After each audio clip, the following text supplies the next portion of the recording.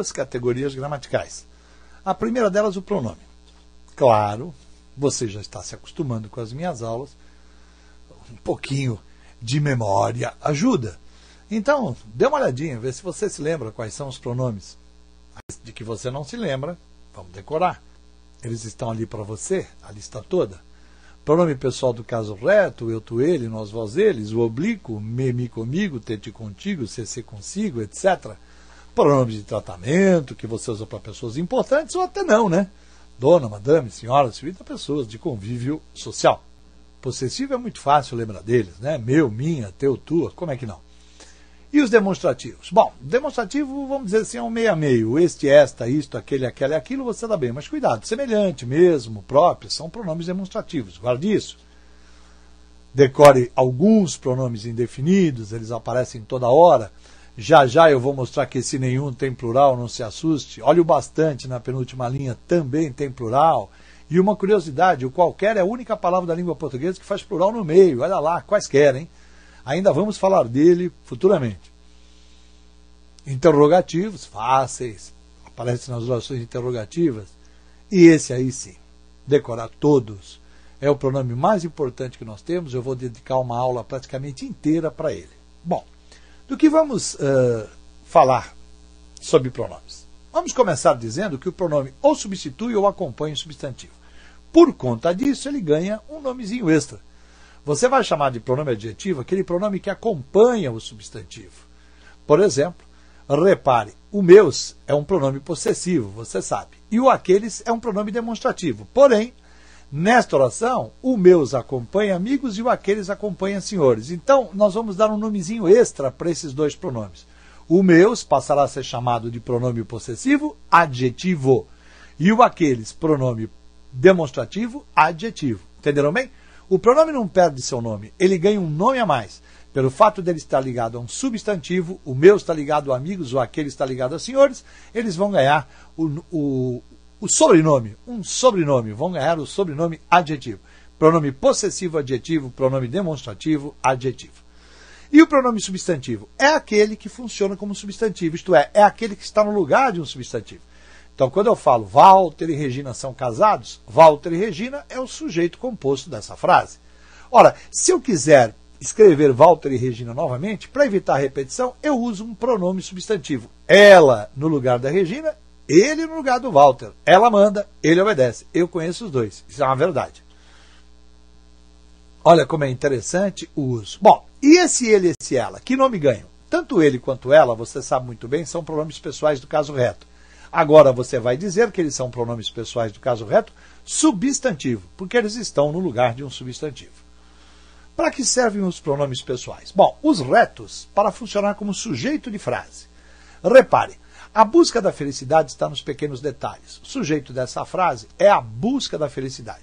Se eu resolver tirar a busca da felicidade da função do sujeito, eu só posso substituir isso por um pronome pessoal do caso reto. Como busca é um feminino singular de terceira pessoa, eu uso o ela. Ela, a busca da felicidade, reside no objeto amado. Agora note, se eu por um acaso for tirar o objeto de um verbo, note, quem conhece, conhece alguém, esse alguém meus amigos, eu não posso usar um pronome reto. Eu não posso dizer conheço eles bem. Isso é um mau português. O que é que eu vou fazer? Vou usar no lugar um pronome oblíquo e vou dizer conheço-os muito bem. Se os conheço, perceberam? A frase fica, obviamente, mais curta. Conheço eles não existe. Conheço-os. Se os conheço. Então vamos guardar. Reto para sujeito. Oblíquo. Quando não for sujeito. Então pode ser qualquer coisa. Objeto, adjunto, complemento. Coloque o pronome oblíquo. Ele vai funcionar muito bem. Dá uma olhadinha numa coisa que talvez você nunca tenha visto. Leu bem a frase? Imagina se eu chegasse e dissesse que esse A é sujeito simples. Não, está errado. O sujeito aí sou eu. Você tem dois verbos aí. Repare, você tem o mandei e tem o sair. O eu é sujeito do mandei. Eu mandei. Agora eu pergunto, quem é que vai sair? Isso, garoto. Ela vai sair. Então, eventualmente, um pronome oblíquo pode funcionar como sujeito. Nossa, mestre, que coisa difícil, mas não é não. Para que isso aconteça, primeiro, você tem que ter um desses 6 verbos. Mandar, deixar, fazer, ver, ouvir e sentir. Além disso, você tem que ter um pronome oblíquo. Me, te, se, nos, vos, o, a, os e as. Se você tiver, além do verbo e do pronome oblíquo, um segundo verbo que normalmente aparecerá no infinitivo, esse pronome oblíquo vai funcionar como sujeito desse verbo no infinitivo. Entendeu? Não adianta ter o pronome oblíquo e um verbo. Precisa ter dois verbos, aí o pronome oblíquo vai ser sujeito do segundo verbo. Vamos fingir que você entendeu? Vamos? Dá uma olhadinha nessa frase. Deixei-os em casa. Ora, quem é que deixa? Eu deixo. E quem deixa, deixa alguém. Esse os é apenas objeto direto do verbo deixar. Verdade ou não?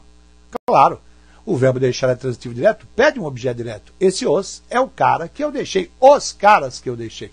Esse os é um objeto direto do verbo deixar. Agora, imagine se eu dissesse deixei-os entrar em minha casa. Agora mudou a conversa. Esse os que está aí está entrando na minha casa. Eu deixo, porém eles entram. Note, eu tenho o verbo deixar, que é um dos 6 que eu falei.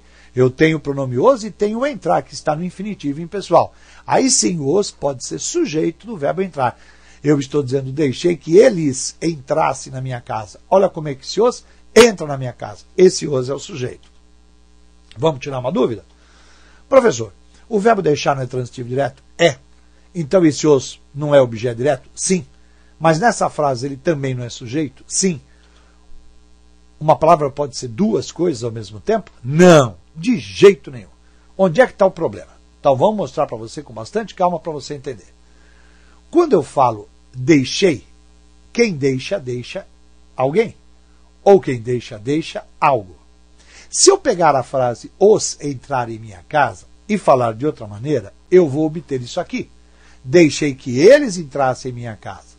Não é verdade? E aí ela vai ganhar um nome bonito, que você não precisa se assustar. Ela vai ser chamada de oração, subordinada, substantiva, objetiva direta. Por quê? Porque ela funciona como objeto direto da oração anterior.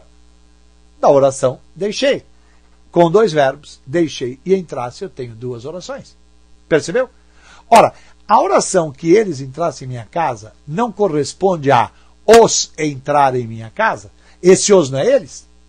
Ora, se que eles entrassem em minha casa corresponde a os entrar em minha casa, você pode dizer tranquilamente que o objeto direto do verbo deixar é toda a oração os entrar em minha casa. E ela ganha um nome maior, mais bonito, mais pomposo, mas não difícil. Quer ver? Ela passa a ser uma oração subordinada substantiva, como era de baixo. Objetiva direta, como era de baixo, porque ela é objeto direto do verbo deixar. Qual é o a mais? Eu vou chamá-la de reduzida. Reduzida, professor, por quê? Meu Deus, é visual, é só olhar. Repare que como a oração os entrar em minha casa é menor do que a oração que eles entrassem em minha casa. Logo, ela é uma reduzida, e como o verbo entrar está no infinitivo, ela é uma oração subordinada substantiva, objetiva, direta, reduzida de infinitivo. É difícil de entender, você é um garoto inteligente. Pegadinha. O cara dá essa frase para você e diz que o as funciona como sujeito da frase. Você fala, não, não pode ser. O professor foi claro, primeiro precisa ter o verbo ver, depois o as, depois outro verbo. Claro que não, né, amigo?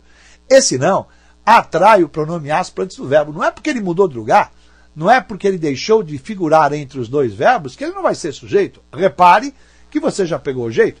Quem é que viu? Eu vi. Só que quem é que não chegou? Elas não chegaram. Elas, sujeito do verbo chegar. Valeu? E se você está com mais uma dúvida na sua cabeça, nós vamos tirar agora. Professor, o os não é sujeito do verbo entrar? É. Eu ouvi eles entrarem. Eu ouvi que eles entraram. Tarde da noite? Esse os é sujeito do entrar. Ué, então por que o entrar não concorda com o os? Boa pergunta. Por que eu sou obrigado a dizer ouvi-os entrar e não ouvi-os entrarem, já que o os é sujeito do verbo ouvir? Então guarde o seguinte.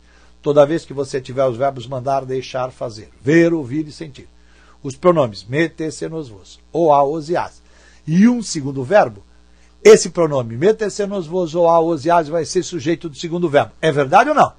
Pois então. Só que esse segundo verbo tem que estar no infinitivo impessoal. E se ele tem que estar no infinitivo impessoal, ele não vai flexionar. É um erro de português dizer ouvi-os entrarem. Tá bom?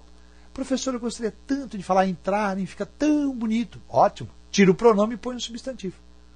Ouvi os rapazes entrarem tarde da noite. Aí tá bom, aí tá correto. Agora, enquanto você usar pronome, mantém o verbo não flexionado. Cuidado com uma bobagem, mas que eu já vi muita gente errar em concurso. Isso aí. Se você pega um pronome reto e coloca numa função que não é a função de sujeito, só 4 retos podem fazer isso. Só 4. Ele, ela, eles e elas. Se você tira o pronome da função de sujeito e coloca numa função de não sujeito, isto é, por exemplo, uma função de objeto, ele deixa de ser chamado de pronome reto e passa a ser chamado de pronome horrível. E passa a ser chamado de pronome oblíquo. Então, note bem, quando eu falo cuido, quem cuida sou eu. Quem cuida, cuida de. Repare bem, quem cuida, cuida de alguém. Apareceu preposição, agora o objeto é indireto. No lugar da expressão de meus irmãos, eu resolvi colocar o pronome eles. Esse pronome não é reto, esse pronome é oblíquo. Isso é uma pergunta que derruba muita gente. O cara grifa eles e diz, trata-se de um pronome pessoal do caso reto. Você vai lá e marca verdadeiro e não é. Trata-se de um pronome pessoal do caso oblíquo porque ele está em função de não sujeito. Ele está em função de objeto indireto. Uma segunda coisa que cai demais em pronome de tratamento. Olha como essa frase está bonitinha. Vossa Alteza, isto é, para príncipe, deixaste vossos inimigos arrasados. Bonitinha, mas errada. Toda vez que você vir um pronome de tratamento, não importa qual seja, Vossa Alteza, Vossa Majestade, Vossa Senhoria, qualquer pronome, troque imediatamente pelo pronome você. Porque todos os pronomes de tratamento funcionam em termos de concordância com verbos e pronomes e demais pronomes como o pronome você. Fala a verdade, você iria dizer, você deixaste vossos inimigos arrasados? Claro que não. Você diria, você deixou os seus inimigos arrasados. Ora, fez a troca? Faça a troca novamente. Tire você e coloque Vossa Alteza no lugar, que agora a frase está perfeita. Vossa Alteza deixou os seus inimigos arrasados. Bacana? Grande abraço, faça os seus exercícios e não deixe de assistir às nossas